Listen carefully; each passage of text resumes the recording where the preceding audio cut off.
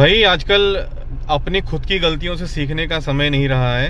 और कुछ गलतियां ऐसी होती हैं जो सुधारने का मौका नहीं देती हैं। जैसे कि गाड़ी में डैश कैम।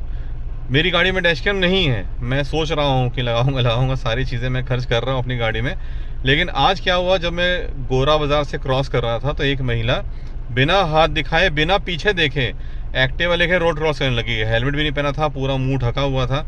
और मतलब आधे फुट के डिफरेंस से मैं उनसे बच के निकला हूँ। ये गलती है, मैंने भी की।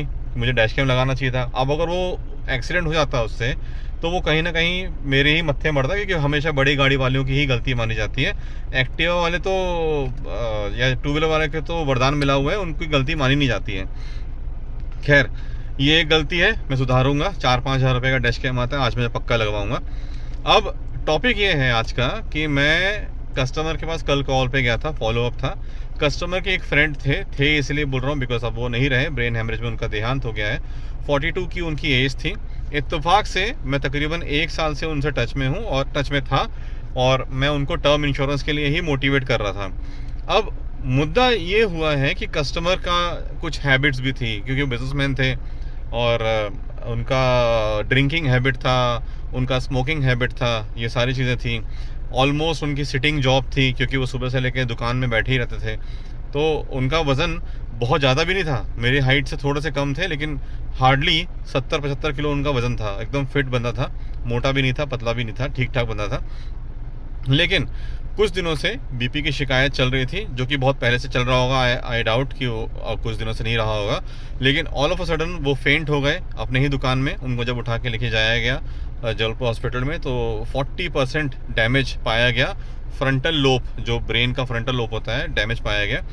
उसी वक्त 3-4 दिन पहले की बात है, उसी वक्त वहीं से उनको नागपुर शिफ्ट किया गया। नागपुर पहुँचते पहुँचते डॉक्टरों ने हाथ खड़े कर दिए कि इनका कंप्लीट ब्रेन डेड हो गया, ये नहीं बचेंगे। वेंटिलेटर में थे एक दिन, फिर वेंटिलेटर हटा दिया गया, व्यक्ति इस दुनिया से चला गया। जिसको जाना था वो चला गया, लेकिन वो पीछे छोड़ गया उन लोगों को जिनके पास पैसे का अभाव है, क्योंकि उस व्यक्ति का सिर्फ 1 लाख रुपए का इंश्योरेंस था। यही मैं आपको समझाने की कोशिश कर रहा हूँ। 1 लाख से उनका परिवार क्या कर लेगा।